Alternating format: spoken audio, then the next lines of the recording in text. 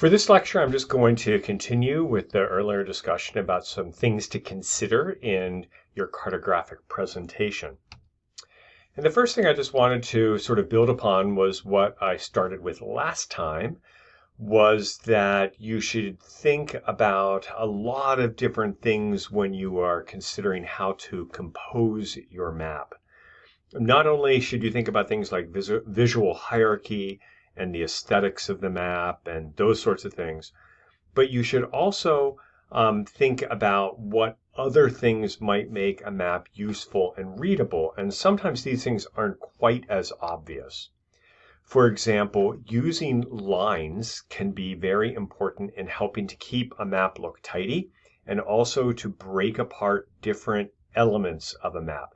Now, they're not required and they don't always show up in every map, but oftentimes having what's called a frame line around an entire map can really help that map to stand out and pop a little bit. And using neat lines within that map, again, can help to bring sort of visual awareness to different elements of the map, be it the legend or some particular part of the map. And we'll experiment with neat lines a little bit in the second cartographic project. Some other things to think about include your type. What sort of font should you use on your maps? And there are lots of arguments about this. The most important one is to distinguish between whether you want to use what's called a serif font or a sans serif font. A serif font has little tiny markers on the ends of letters, as you can see in the word serif here, that help to give it shape and give it form. It is a more traditional use of typography, but it can be very important in helping us to see the shapes of words. This is particularly the case probably on a printed map and a map that has a large amount of text. It's visually easier to read serif fonts, but it does not look nearly as clean. And on a lot of electronic maps, sans serif maps are often, or type is often preferable. It's cleaner. It's in some ways aesthetically more appealing than the serif fonts are. But whatever font you choose, you should make sure to choose one that is clean and easy to read and doesn't have a lot of strangely shaped letters in it that can make strangely shaped words, making a map difficult to read. Some other things to consider, including how closely kerned together your letters will be, and that's how much they're sort of squished together, side to side, as you can see in the difference between the word tightly kerned or loosely kerned. Tightly kerned can often be very useful in trying to fit in extra type, but it often does make a word more difficult to read. But probably not as difficult to read as a loosely kerned one does, which can take up more space, which is sometimes advantageous, but again, leave sort of an awkward shape to words that we're not used to looking at. The leading of type refers to how much space there is between lines. This is not usually a big deal in typography for a map, but again, it's something you should probably think about when you're composing your map. Generally, your text, as I've written here, should not be a distraction or the focus of any map. The text should do as little as possible to draw attention to itself and instead lend to visibility and readability in the map. Titles, of course, need to be clear. And as I mentioned in the last content lecture, when we were looking at a couple of different maps, most readers track from the top of a map to the bottom of it, and in Western cultures from the left to the right. And so if you want your reader to be able to see a title clearly, you have to put it in the top of the map and in the left-hand portion, reading quickly over towards the right.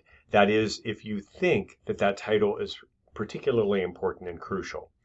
In some situations, that doesn't make sense, and you actually want the map itself to come out more. But be very careful of placing a lot of text, especially very important text, located near the bottom of the map, and on the right-hand side, because it will not get as much attention as text will if it's placed on the left and on the top.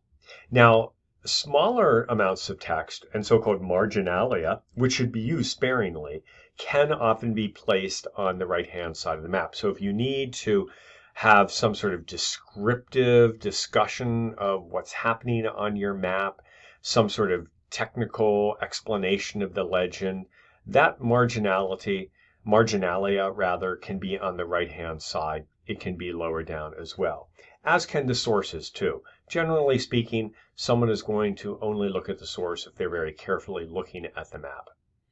Consider whenever you are building your map, who your reader is and how long they're likely going to examine your map.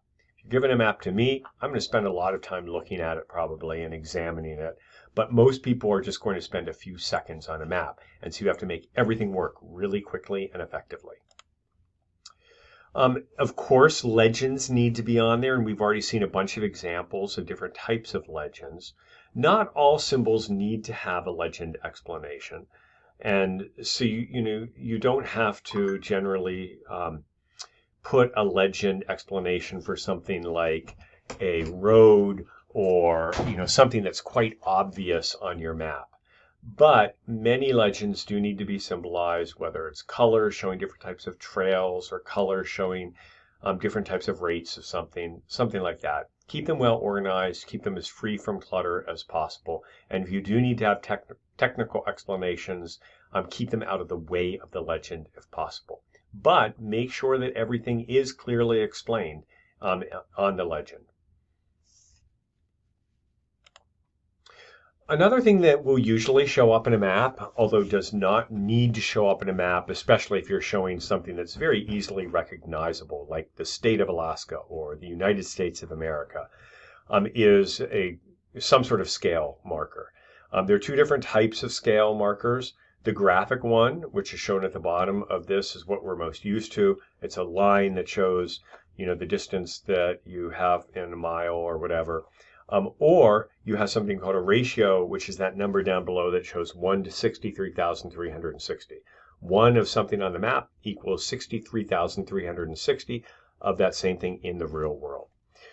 Ratios that like that are really good for paper maps that aren't going to be photocopied or increased in their size. They're very useful, especially in a more technical map when you're making technical measurements. But the graphic maps are a lot better for electronic maps, especially when you're going to be zooming in and out of them a lot. And they tend to be the easiest to understand for readers.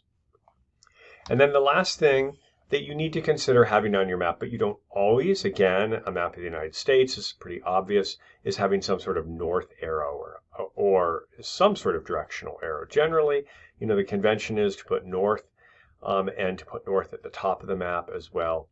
But there are certainly other ways to orient a map as well. One thing you should be aware of, though, is very strangely oriented maps. And that map that I've shown the example here is a very good map. It uses really nice color ramp. I think it's pretty easy to understand for the most part. I might have that title up a little bit compared to where it is.